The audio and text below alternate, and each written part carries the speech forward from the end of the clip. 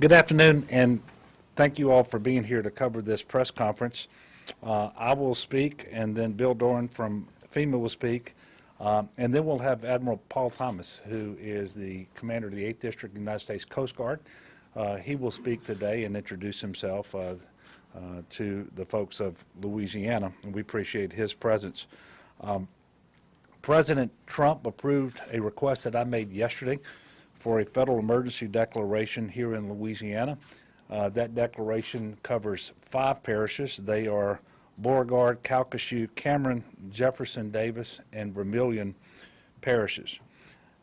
Did speak with Brock Long, the administrator of FEMA, early this morning, where he confirmed that the president did sign the declaration upon our request. And obviously, if we need to and the situation warrants, we can add additional parishes to the declaration moving forward. And we do have a long way to go with this particular storm. As we told you all and the folks of Louisiana last week, this is going to play out over several days. That's exactly what's happening. The storm is more or less stationary, but to the extent that it's moving, it's actually moving towards the east in our direction. And that makes this obviously a dangerous situation for our state, especially those people on the western portion of our state. While the tropical storm has weakened, it does remain a named tropical storm, and it's going to drop an awful lot of rain. We believe going forward this will remain primarily a rain event, not a wind event from the storm, but there are a number of tornadoes that are developing as it relates to this storm as well. So please take those tornado watches and warnings very seriously. We do expect that the storm will drift slightly to the east over the next 2 or 3 days, and then will slowly move north and slightly towards the east, and somewhere around Toledo Bend, between Toledo Bend and Shreveport, it will cross over the state of Louisiana. Of course, it's going to drop a lot of rain the entire time, and as it moves further east, we can expect that those rain bands will also move further east. And so in all likelihood, the worst is yet to come for us in Louisiana. As you all know, we've had more than our fair share of afternoon thunderstorms throughout the summer, and so the rain had already saturated the ground before this event ever started. Specifically with respect to southwest Louisiana, through Friday, so by the end of this work week, they're anticipating a total of 10 to 15 inches of additional rain. In addition to that, the storm surge forecast again has gone back up a little bit to between 1 to 3 feet of storm surge above ground level. Now, where that impacts us the most, not just in the low-lying areas where that's enough to cover a road, but it will also prevent the rivers from draining the way we would want them to, so that rainwater actually gets out of people's businesses and homes and off of their property and into the Gulf where we want it to go. There is an increased threat of tornadoes, as I mentioned, and there have been many suspected and confirmed around southwest Louisiana over the last several days. We look for that to continue. Cameron Parish remains under a mandatory evacuation south of Intercoastal Canal, and largely that's because of water that is overtopping roads. One of the things that I want to say again, and we say it in all of these natural disasters that that result in flooding, please don't drive through any standing water if you don't know the depth and don't know for certain that it's safe for you to do so.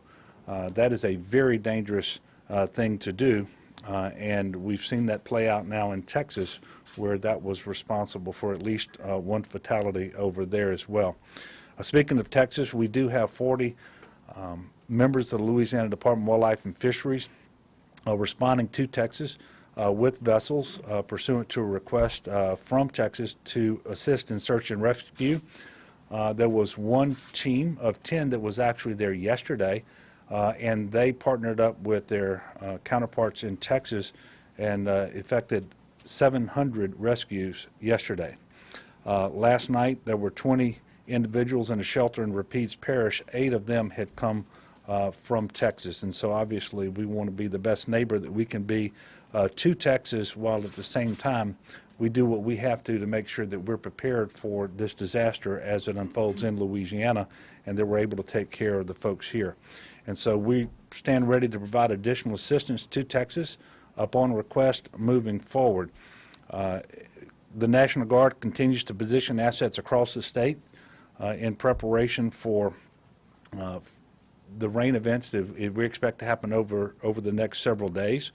I'm asking the people of Louisiana to pay particular attention to this storm. Go to 511la.org if you have any questions about road closures. That's 511la.org. To get the latest information on the emergency itself, go to emergency.la.gov, emergency.la.gov. And then looking forward, both as it relates to Louisiana and perhaps primarily to Texas, I want people to go to volunteerlouisiana.gov. This is an effort that Lieutenant Governor Billy Nungesser, who is with us here today, will preside over as it relates to volunteer efforts to help with any disaster damage here in Louisiana, but also with respect to Texas.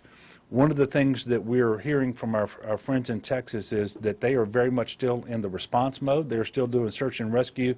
Now is not the time for people in an uncoordinated fashion to start sending things or driving into Texas because you can cause more of a problem than you will be of assistance over there.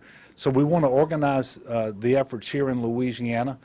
There will come a time in the next few days where they will transition from response to recovery, and they will need all of the things that are associated with the recovery.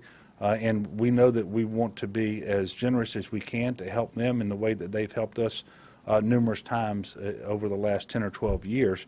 But Lieutenant Governor Nungesser will be heading up those efforts to try to make sure that we are responsive without causing problems for them in the process. There are a number of parishes with school closures today. I think there are 12. Some have already announced closures for tomorrow as well, so the people need to be paying attention to that as we move forward. There are state office closures in Vermilion and Jefferson Davis, Vernon, Beauregard, and Allen, in addition to Cameron and Calcasieu. So at this point in time, I'm going to ask Bill Doran from FEMA to come up. He will be followed by Admiral Paul Thomas of the Coast Guard, and then I'll come back up to take questions from you, and you can certainly direct those questions to anyone who is here standing behind me as well. Okay, thank you, Governor. Appreciate the partnership. As the Governor said, we have gotten an emergency declaration from the federal government. As FEMA and other federal agencies are supporting the state of Texas, we've remained focused on the state of Louisiana. The President approved an emergency declaration for the state of Louisiana, support response efforts for Tropical Storm Harvey. The declaration makes available emergency protective measures in those parishes of Beauregard, Calcasieu, Cameron, Jefferson, Davis, and Vermilion, as well as the state of Louisiana, supporting the state and local governments. FEMA's repositioned Regional Incident Management Assistance Team and has been here since August 23rd. Currently have personnel from FEMA, U.S. Coast Guard, U.S. Department of Health and Human Services, U.S. Department of Defense on the ground in Louisiana supporting the state. State requested resources needs including shelter commodities, meals, and medical needs commodities have been pre-positioned and are on standby already here in the state. And FEMA has been working with state and local partners since August 14th with this threat. FEMA continues to support state and ongoing recovery efforts from the 2016 floods, and we appreciate the partnership we still have with that, which has also allowed me to have a pretty robust amount of folks here in the state already. We continue to follow instructions of the state and local and tribal officials as far as evacuations. Continue to listen to those local officials. They're the ones that know best their communities. Still a dangerous storm. Resident visitors are in areas potentially affected by the severe weather should continue to monitor local radio and TV. And remember also we have our ready.gov online to give preparedness tips to folks out there. Thank you. Admiral? Good afternoon. I'm Admiral Paul Thomas, the commander of the Coast Guard's 8th Coast Guard District, which is headquartered in New Orleans, serves the people of all the Gulf Coast states and the river systems. As you know, the Coast Guard's been very busy in Texas over the last few days, supporting the federal response led by FEMA in response to the governor in that state. But we have not lost our focus on the state of Louisiana, and I'm here today to meet with the governor and his team to ensure that we are as prepared as possible to support when and if we are needed. The Coast Guard currently has 39 rotary wing and 7 fixed wing aircraft available for search and rescue response missions in Louisiana if needed, and we have 4 shallow water boat teams that are being pre-positioned to southwestern Louisiana today, again, to support the governor's team if needed. The good news is that our Coast Guard teams have a long history of operating with the response professionals here in Louisiana. We operate together, we practice together, and we're ready to serve this state together when the governor calls for us. Thank you. Thank you, Admiral. And I do want to just finish up the prepared remarks by saying what a good relationship we've had with our federal partners from FEMA, with the Coast Guard, and all others. We've actually had FEMA folks here over the last several weeks as we've prepared for this particular storm, and the communication, the collaboration really has paid off tremendously, and we look forward to continue working with them as well. Yes, sir. Governor, has there been any requests from the state of Texas or the state of Houston to take any evacuees here in Louisiana? No, and we have specifically made sure that they know through the director of the Texas Governor's Office of Homeland Security and Emergency Preparedness that we are prepared to accept folks from Texas in our shelters. I can tell you, going into the storm, their thoughts were that they would move their evacuees north, keep them in the state of Texas in their own shelters. If they change their mind about that, we will certainly be willing to shelter Texas residents in Louisiana. That request has not been made. Are you readying some areas like Lamar Dixon or something like that, just in case they need? Well, we wouldn't do it in South Louisiana, but we have shelters that are ready in North Louisiana, and the idea is that we would actually put them in the Shreveport area because we think from transportation purposes it would be easier to get them across I-20 coming out of the Tyler area into Louisiana, and we have the facilities there. That's something that Secretary Marquita Walters of the Department of Children and Family Services is working on. Governor. Yes, ma'am. You spoke about the need for a coordinated volunteer effort. We've seen a lot and heard a lot about the Cajun Navy mobilizing. I guess, have you gotten any word from Texas, or is there any direction that you can offer this? No, well, we are working through our Department of Wildlife and Fisheries and Secretary Jack Montese, who is talking directly to the individuals with the Cajun Navy that we know about, because the Cajun Navy isn't, it is somewhat organized, but then just about anybody who volunteers to go over and pull a boat behind them considers himself part of the Cajun Navy.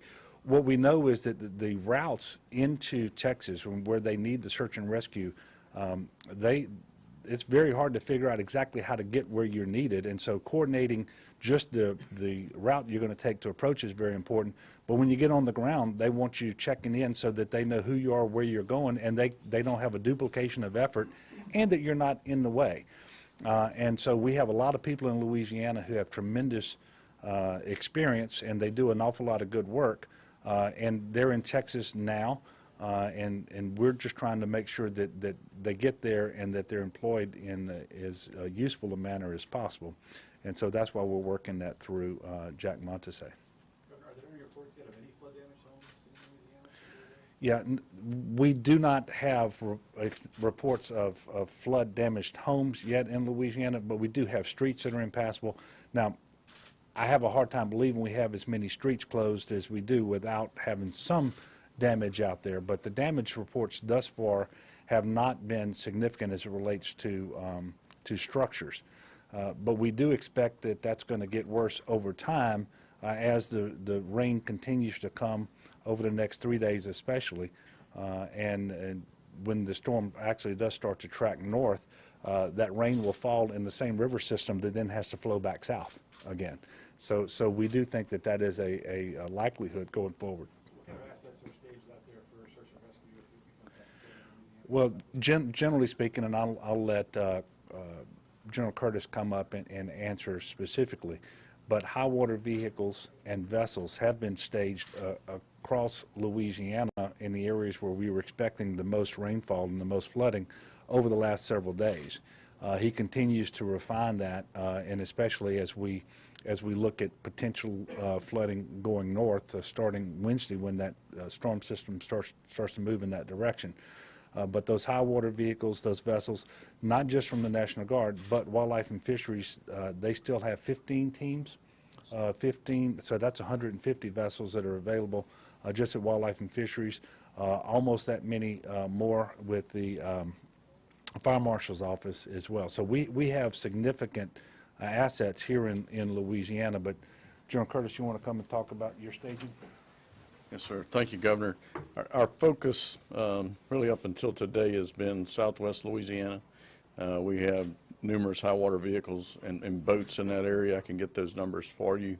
But also we've been focused in New Orleans based on if they get another rain inundation and the capacity of the pumps. So we have high water vehicles and boats staged there. What I directed the Guard to do this morning is to start positioning over the west boundary of Louisiana, up through Natchitoches, Alexandria, and on into Shreveport.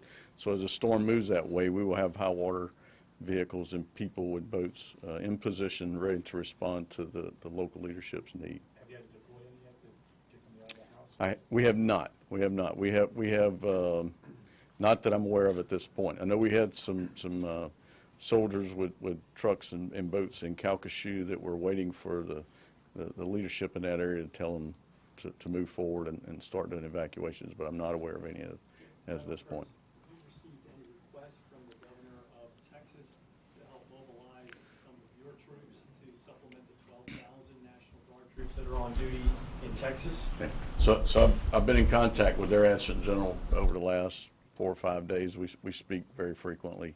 They have not asked us for specific assets because we need to keep them here in Louisiana in case we need to respond.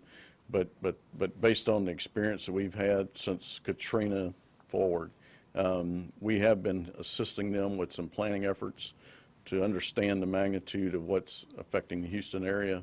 I would tell you at the National Guard Bureau in D.C., we've been assisting them with some planning so that as we look at other states' capabilities outside of the 2 affected states, you know, what they may be able to bring forward. And so they're talking order of magnitude, you know, 10, 20, 30,000 soldiers with capabilities being able to come forward for the governor in Texas and for Governor Edwards if needed. And you would expect some of our troops would eventually... Yes, sir. If Louisiana is spared, when we're comfortable that we've made it through this, I've offered, the governor's offered the Louisiana Guard, anything that we have can move to Texas to assist them. Have you activated any of your troops beyond the full-timers? Yeah, so as we speak right now, we've got about 100 on state active duty. The governor's given us authority today to go up to 350, and then based on the threat of the storm, you know, we will increase or provide him recommendations of how we should increase and where we should stage them at as the storm unfolds and we understand the threat.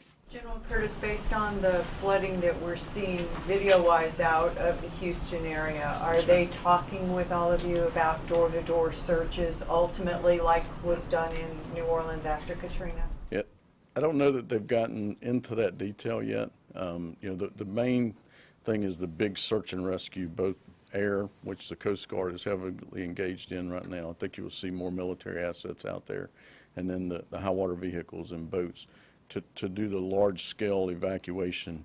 And then you refine that. Once you get out of the extremist life-saving measures, then you get back into the door-to-door searches, you know, with fire departments, the National Guard, and other assets to do the markings, like you saw in Katrina, the house, you know, door-to-door searches. Yes, ma'am. Hi, are we still less concerned about New Orleans and the pumping system and the storm? Well, when you say, or you said less concerned? I'm concerned, but Yeah. not. Well, look, it's the forecast for southeast Louisiana for the rest of the week is a total of somewhere between 5 and 10 inches of rain. The largest rainfall there is expected Wednesday, and it tapers off Thursday and Friday. At the same time, we do know that the pumping capacity and electric generation capacity is improving on a daily basis.